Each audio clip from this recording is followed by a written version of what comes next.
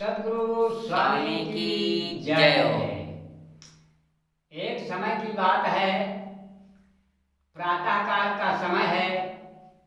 रैदास और सेना के साथ कबीर साहब एक चबूतरे पर बैठे हैं। तो रैदास कहते हैं, कबीर साहब, एक बात समझ में नहीं आती है कि हम सब एक ही ईश्वर की संतान हैं। तब उस ईश्वर ने हमारे साथ भेदभाव क्यों किया? किसी को राजा बनाया, किसी को रंक बनाया।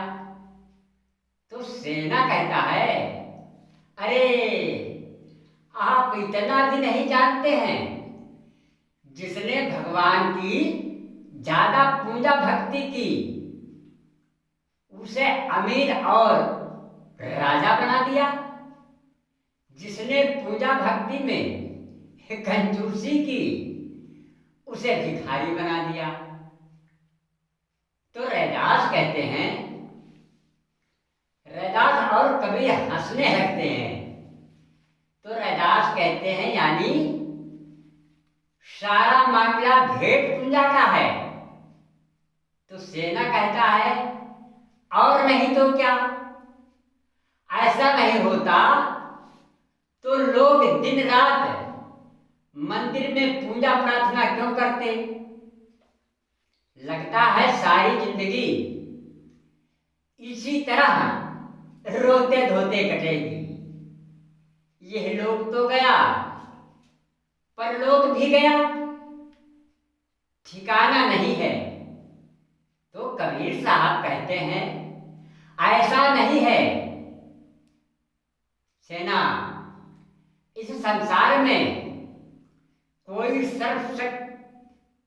सर्वशक्ति संपन्न व्यक्ति ईश्वर या खुदा नहीं है। संसार की रचना की हो और वो पूजा भक्ति से संपन्न होता हो, तो रैदास कहते हैं, फिर मुल्ला मुरबी किसकी इबादत करते हैं? ऋषि मुनि और पंडित पुजारी किसकी उपासना करते हैं? तो कबीर साहब कहते हैं कि संसार को देखकर ही लोग अनुमान कल्पना के सहारे सृजनकर्ता की खोज करने लगे, किंतु उन्हें कुछ पता ना चला। तो सेना कहते हैं, जब था ही नहीं तो भला क्या पता चलता? तो कबीर साहब कहते हैं कि जब कुछ भी समझ में नहीं आया तो उन्होंने निश्चय कर लिया कि कोई शक्ति जरूर है जिसने सारे ब्रह्मांड को बनाया होगा और उसी के इशारे पर सारी सृष्टि चल रही है। तो रैदास कहते हैं कि लोगों ने सोचा होगा कि वो आकाश में कहीं रहता है और हमारे लिए पानी बरसाता है, जिससे फल फूल और अन्न पैदा होते हैं। शायद इसीलिए उसकी पूजा उपासना और यज्ञ के विधान शुरू हुए। तो कबीर साहब कहते हैं, हाँ, ऐसा ही प्रतीत होता है। लोगों ने उसे हर दृष्टि से परिपूर्ण कहा, परम दयालु, दुष्टों का नाश करने वाला, पूजा भक्ति से प्रसन्न होने वाला कहकर उसकी महिमा का गुणगान करने लगे। उस आकाशीय पुरुष को सिद्ध करने के लिए तरह तरह की कथा कहानियां गढ़ी गई। इस तरह लोगों के मन में ये दृढ़ विश्वास पैदा किया गया कि वो ईश्वर ही सर्जक, पालनहार तथा संहार करता भी है। तो रैदास कहते हैं कि फिर पूजा पाठ एवं स्वर्ग नरक की, पूजा पाठ एवं स्वर्ग नरक की अवधारणाएं विकसित की गई और सामान्य लोग उनके चुंगल में फंसते चले गए। तो सेना कहता है किंतु संसार में इस मान्यता के विपरीत सदैव घटनाएं घटती रही हैं। फिर लोग इस पर संदेह क्यों नहीं करते? तो कबीर साहब कहते हैं कि जिन्होंने इस मान्यता के विरुद्ध आवाज उठाने की कोशिश की उन्हें नास्तिक अथवा काफिर कहकर प्रताड़ित किया गया। तो रैदास कहते हैं कुछ लोग तो निराकार और निर्गुण बास की उपासना करते हैं, कहते हैं कि मन वाणी से परे है, उसका वर्णन किया ही नहीं जा सकता।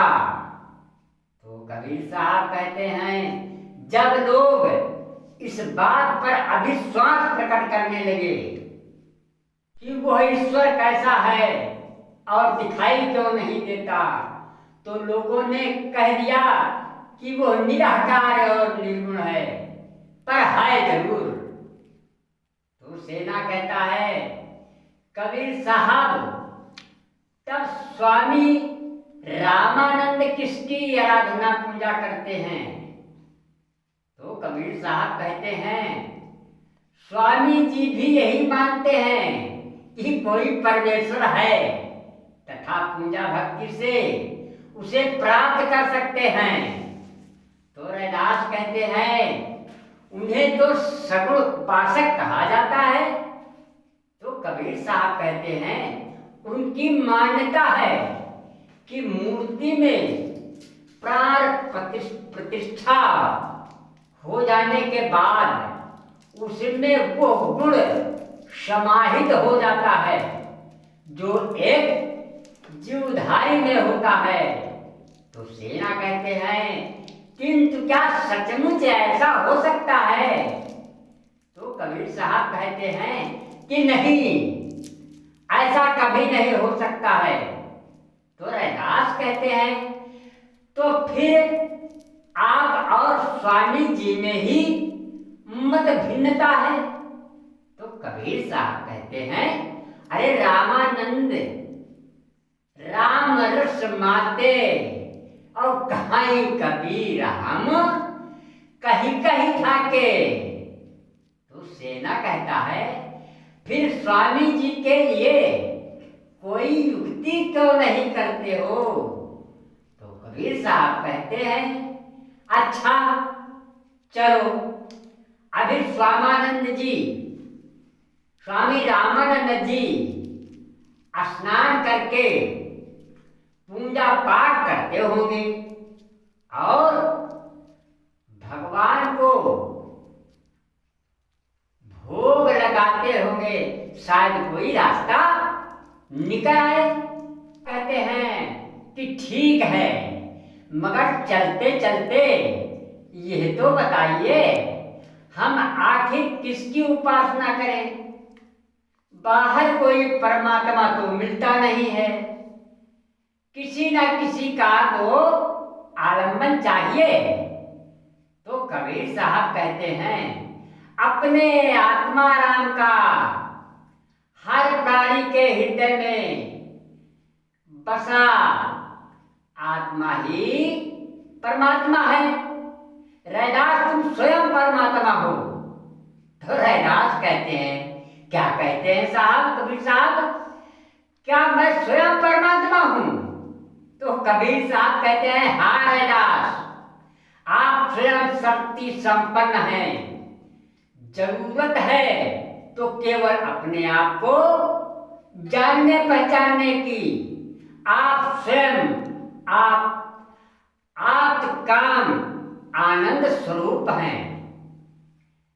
हम सबका स्वरूप ही आनंदमय है।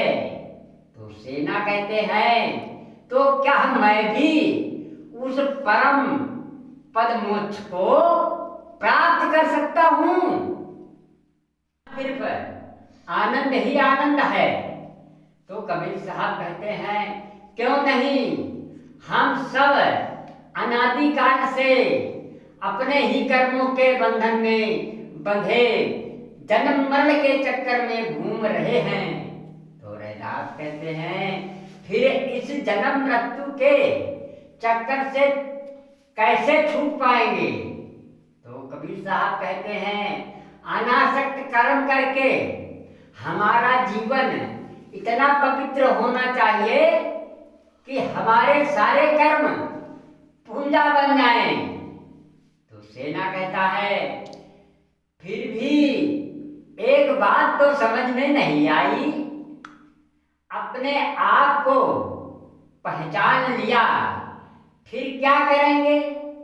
तो कबीर साहब कहते हैं अपने स्वरूप का चिंतन, सारी वृत्तियों को समेटकर अपने आप में मस्त रहो, न कुछ कहना है न कुछ सुनना है। तो सेना कहता है कि जरा कबीर साहब जरा इस ढंग का भजन सुना दीजिए। तो कबीर साहब कहते हैं अच्छी बात है, लो भजन सुन लो। तो कबीर साहब कहते हैं कि मन मस्त हुआ अब क्यों डोले, कि मन मस्त हुआ अब क्यों डोले, अब क्यों डोले, अब क्यों डोले, मन मस्त हुआ अब क्यों डोले,